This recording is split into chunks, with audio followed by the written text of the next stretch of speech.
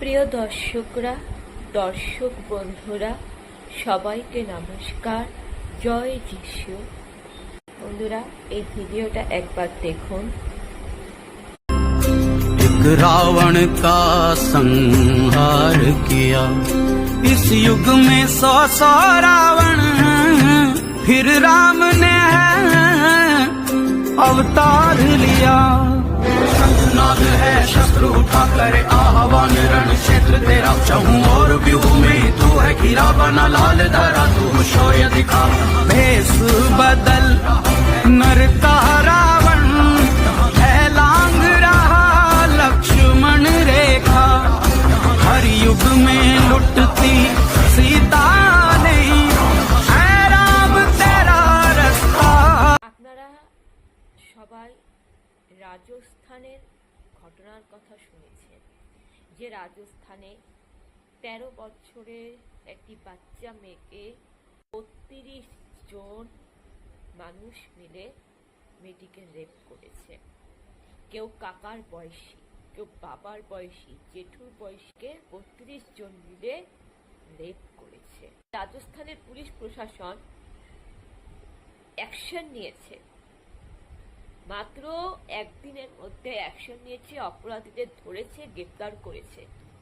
হ্যাঁ, এমনকি যে অপরাধীদেরকে লাঠি পেটা করতে করতে, জনসমক্ষে দড়ি বেঁধে লাঠি পেটা করতে করতে সেই পুলিশ ধরে অপরাধীদেরকে আদালতে নিয়ে যাওয়া হচ্ছে, এবং জল্লাদ এনে শরীরে কিছু অঙ্গ কেটে এবং তাদেরকে বস্তায় সাদা ডেড বডিকে যেভাবে বাইন্ধে রাখে, ওরকম বাইন্ধে প্রকাশ্যে ফাঁসি দিয়ে ক্রেনের মধ্যে ঝুলিয়ে দেওয়া হয়েছে, এবং জনগণ সেটা দেখছে, জনগণ মোবাইলে রিলস বানাচ্ছে।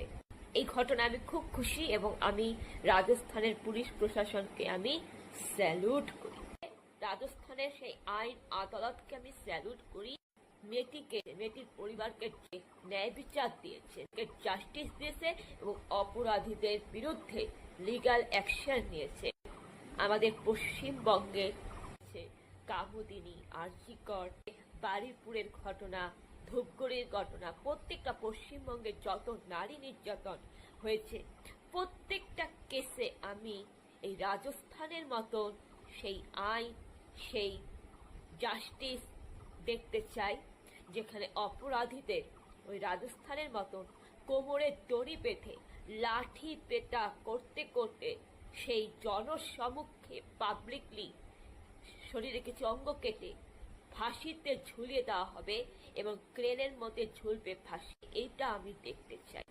যারা মেয়েদেরকে ধর্ষণ করবে, যারা মেয়েদেরকে সম্মান করবে না, তাদেরকে ওটাই ওদের প্রাপ্য।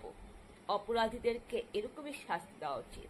বন্ধুরা, এইভাবে যদি অপরাধীদের শাস্তি দেওয়া হয়, তাহলে মানুষ আর কোনো অপরাধ করবে না কোনো নারীর সাথে দুষ্কর্ম করা।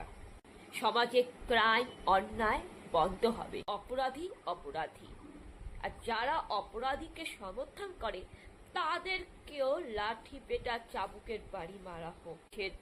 রাষ্ট্রের কাজে রাষ্ট্রকে সহযোগিতা করুন।